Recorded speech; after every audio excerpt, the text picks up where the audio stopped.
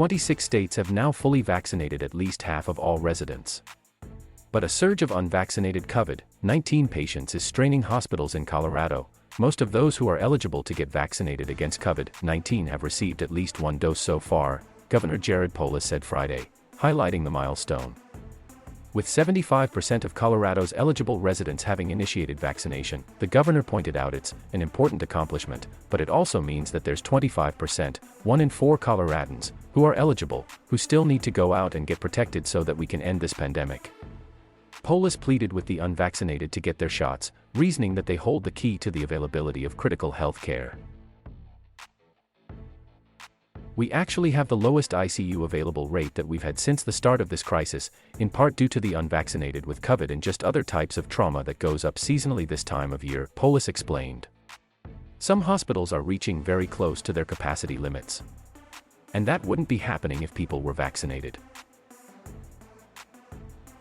Colorado has one of the nation's lowest COVID-19 case rates, with 163.6 new cases per 100,000 people over the past week, according to data published Saturday by the U.S. Centers for Disease Control and Prevention. Meanwhile, on the East Coast, Vermont, Connecticut, and Massachusetts have fully vaccinated at least 2/3 of their population. The trio are also among the states seeing the lowest rate of new cases per capita over the past week, CDC data shows.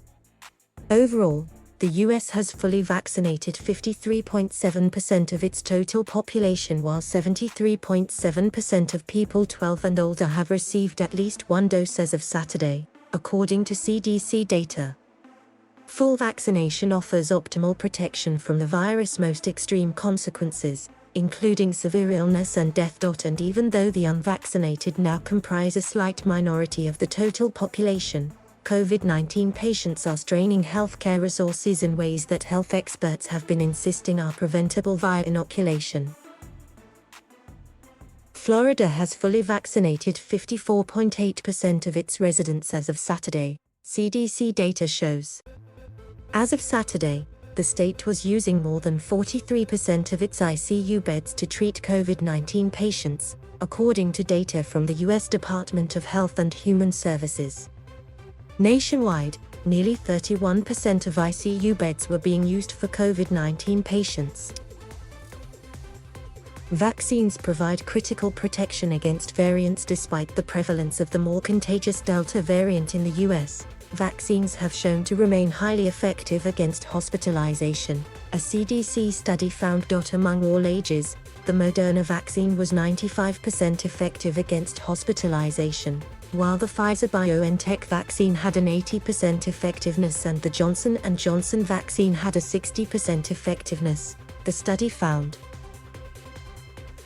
But among those 75 and older, the study found vaccine effectiveness against hospitalization was lower. Effectiveness against hospitalization for adults under 75 was 89%, but it was 76% among those aged 75 and older, the study found. Meanwhile, the Mu variant of COVID-19 has emerged on health experts' radar, but Dr. Anthony Fauci assured people Friday that it doesn't exhibit signs of being more resistant to the vaccines more than the Delta variant. The reason it was brought to attention, it had a number of mutations that were of interest. But when you look at the effect of antibodies against these mutations, it is not a matter of alarm, in that although it diminishes somewhat the protection, it falls well within the range of Delta and Beta, Fauci said at a White House COVID-19 response team briefing.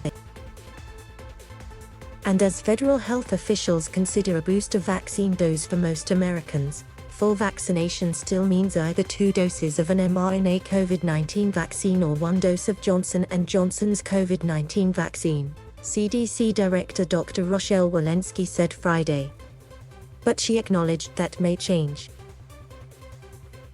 I anticipate over time that may be updated, but we will leave that to our advisors to give us some recommendations, she said during a White House COVID-19 response team briefing. Testing helps avoid school quarantines, expert says. Meanwhile, as schools nationwide struggle with returning safely to classrooms, one former federal health official urged that COVID-19 testing is an effective approach to preventing outbreaks. Placing students in pods in schools and routine asymptomatic testing are the most effective ways to try and reduce spread in schools, former U.S. Food and Drug Administration Commissioner Dr. Scott Gottlieb said. He explained that regular testing can prevent a large number of students from quarantining, and therefore, not miss classes. Rather than quarantine that whole classroom, you just test them in a serial fashion to make sure that you didn't have an exposure that led to a downstream case, and so you can actually use testing to prevent quarantines, he said Friday during an Axios event. He added that even as COVID-19 case rates decline, children are still suffering from a surge. Even as cases decline in every age category, the one age category where it's continuing to increase is in school-aged children, he said. In Fulton County, Georgia, at least 7 schools will move to remote learning starting Monday, the district said in a Facebook post. Students at Westlake High School, Sandtown Middle School and Renaissance Middle Schools are moving to remote learning due to a high volume of positive cases and direct contacts, and have reached level 2, which includes having 3 or more students or staff members test positive at the same site. The school system said it anticipates in-person learning to resume at these 3 schools on September 21st.